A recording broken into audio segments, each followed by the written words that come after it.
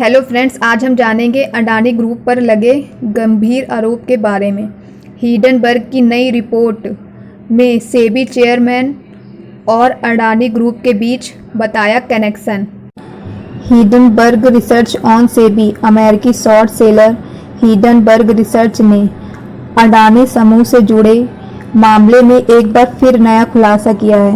इस बार हिंडनबर्ग के निशाने पर शेयर बाजार नियामक, भारतीय प्रतिभूति और विनिमय बोर्ड सेबी की प्रमुख माधवी पुरी बूच और उनके पति हैं। इसके साथ ही हिंडनबर्ग ने अपनी ताज़ा रिपोर्ट में कुछ कंपनियों का भी जिक्र किया है। ये वो कंपनियां हैं जो शेयर बाजार में लिस्टेड हैं। ऐसे में इस बात की आशंका है कि सोमवार को जब ट्रेडिंग की शुरुआत होगी तब इन शेयरों में हलचल देखने को मिल सकती है। इसके अलावा अडानी समूह के शेयरों में भी उतार चढ़ाव आ सकता है। कौन कौन सी कंपनियां इसमें शामिल हैं? हिंडनबर्ग की ताज़ा रिपोर्ट में फाइनेंस सेक्टर से जुड़ी company India Infoline financial limited के अलावा नेक्सस सिलेक्टेड ट्रस्ट का भी जिक्र है। ये दोनों कंपनियां शेयर बाजार में लिस्टेड हैं। IIFL के शेयरों की कीमत BSE इंडेक्स पर 423 रुपये है। बीते शुक्रवार को शेयर में 2% तक की गिरावट आई। वहीं NSE नेशनल स्टॉक एक्सचेंज पर नेक्सस सिलेक्टेड ट्रस्ट के शेयर की कीमत 137 रुपये है। बीते शुक्रवार को यह शेयर करीब 5% टूटकर बंद हुआ। एक अन्य कंपनी माइंड स्पेस के शेयर की कीमत 343 रुपये है। बीते शुक्रवार को यह शेयर मामूली बढ़त के साथ बंद हुआ। अडानी के शेयरों पर भी नज़र। सोमवार को ट्रेडिंग के दौरान अडानी ग्रुप के शेयरों पर भी नज़र रहेगी। यह देखना अहम होगा कि हिंडनबर्ग के नए आरोपों को निवेशक किस नज़रिए से देखते हैं। बता दें कि पिछले साल जनवरी महीने में हिंडनबर्ग के आरोपों के बाद अडानी समूह के शेयर बुरी तरह से क्रैश हो गए थे। हिंडनबर्ग के आरोप।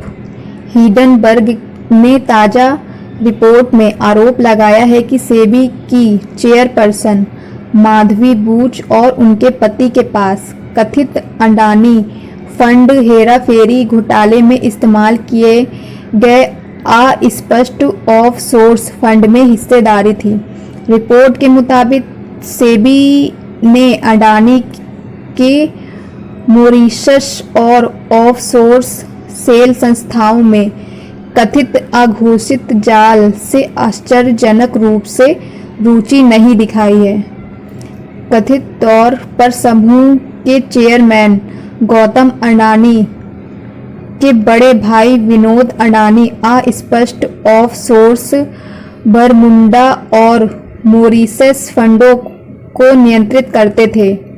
हिंडनबर्ग का आरोप है कि इन फंडों का इस्तेमाल फंड की हेराफेरी करने और समूह के शेयरों की कीमत बढ़ाने के लिए किया गया था। बता दें कि ऐसे फंड जो विदेशी बाजार में निवेश करते हैं उन्हें ऑफशोर्स फंड कहते हैं। इन्हें विदेशी या अंतर्राष्ट्रीय फंड भी कहते हैं। IIFL India Infoline financial limited का जिक्र हिंडनबर्ग ने अपनी ताज़ा रिपोर्ट में कहा।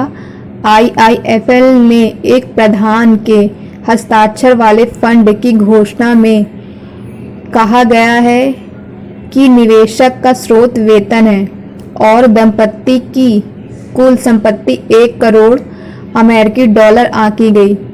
हिंडनबर्ग ने अपनी रिपोर्ट में कहा कि माधवी और धवल बूच की सक्रियता के बीच ब्लैकस्टोन ने माइंड स्पेस और नेक्सस सिलेक्टेड ट्रस्ट को स्पॉन्सर किया था, जो भारत का दूसरा और चौथा रियल एस्टेट इन्वेस्टमेंट ट्रस्ट था।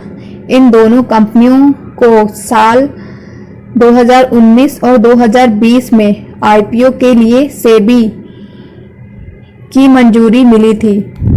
हिंडनबर्ग के आरोपों के बाद अब अडानी ग्रुप बदलना चाहता है सेबी चीफ, किसे बैठाने की कर रहा है तैयारी, ये नाम आया सामने। Hindenburg report on SEBI. Hindenburg की नई रिपोर्ट के बाद अडानी ग्रुप अपनी फ्लोबैक स्थिति के लिए योजना बनाने में जुट गया है। विश्वसनीय सूत्रों के मुताबिक अडानी समूह अब आगामी सेबी अध्यक्ष, सेबी की जो चेयरमैन है, के पद पर अपने किसी व्यक्ति को बैठाने की कोशिश कर रहे हैं। अमेरिकी शॉर्ट सेलर फर्म हिंडनबर्ग ने ठीक 18 महीने पहले गौतम अडानी पर गंभीर आरोप लगाए थे। हिंडनबर्ग की उस रिपोर्ट के बाद शेयर बाजार में भूचाल आ गया था, लेकिन इस बार मामला और गंभीर है, क्योंकि हिंडनबर्ग की रिपोर्ट में सीधे सीधे मार्केट रेगुलेटर सेबी को ही निशाने पर ले लिया। हिंडनबर्ग का दावा है कि सेबी चेयरपर्सन माधवी पुरी बूच का अडानी घोटाले से कनेक्शन है। हिंडनबर्ग की नई रिपोर्ट में अडानी ग्रुप और सेबी चीफ माधवी पुरी बूच के बीच लिंक होने का दावा करते हुए कई आरोप लगाए हैं।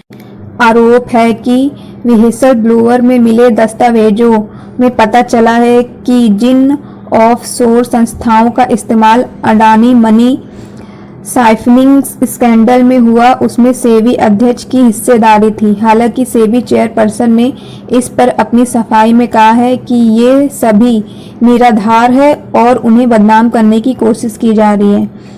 अडानी ग्रुप चाहता है अपनी सेबी अध्यक्ष।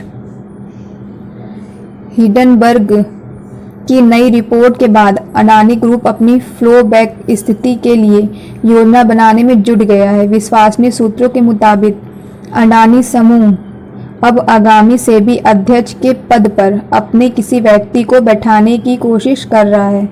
सूत्रों की माने तो इसमें एक नाम सामने भी आया है। अडानी समूह दिनेश खारा, जो हाल ही में भारतीय स्टेट बैंक के चेयरमैन के पद से रिटायर हुए हैं, उनको इस पद के लिए देख रहा है और उनका नाम आगे बढ़ा रहा है। विश्वसनीय सूत्रों के मुताबिक अडानी समूह सेबी में अपने पक्ष को मजबूत करने के लिए चेयरमैन के पद पर अपने किसी व्यक्ति को नियुक्त करना चाहता है, ताकि उनके कारोबार को किसी भी नियामक कार्रवाई से बचाया जा सके। सेबी जांच को नियंत्रित करने की तैयारी में अडानी। यह खबर ऐसे समय में आई है जब अडानी समूह पर कई विवाद और आरोप लग रहे हैं। हिंडनबर्ग की नई रिपोर्ट के बाद से अडानी ग्रुप के खिलाफ सेबी की जांच तेज हो सकती है। ऐसे में सेबी के अध्यक्ष के पद पर अपने विश्वसनीय व्यक्ति को नियुक्त करने की कोशिश की जा रही है, ताकि भविष्य में होने वाली किसी भी कार्रवाई को नियंत्रित किया जा सके। हालांकि इस बारे में अभी तक सरकार की तरफ से कोई आधिकारिक बयान या पुष्टि नहीं हुई है, लेकिन इस कदम से संबंधित खबरें तेजी से फैल रही है। अगर अडानी समूह सफल होता है तो यह कदम समूह की आगे की रणनीति को तय करने में महत्वपूर्ण भूमिका निभा सकता है। कौन है दिनेश खारा और अडानी से क्या कनेक्शन? दिनेश खारा भारतीय स्टेट बैंक SBI के पूर्व चेयरमैन हैं, जिन्होंने 2020 से 2023 तक इस बैंक का नेतृत्व किया है। उन्होंने बैंकिंग क्षेत्र में अपनी करियर की शुरुआत SBI से ही की थी। विभिन्न महत्वपूर्ण पदों पर कार्य करते हुए बैंक को ऊंचाइयों तक पहुंचाया। उनके नेतृत्व में SBI ने डिजिटल बैंकिंग और विभिन्न नई सेवाओं में अहम भूमिका निभाई।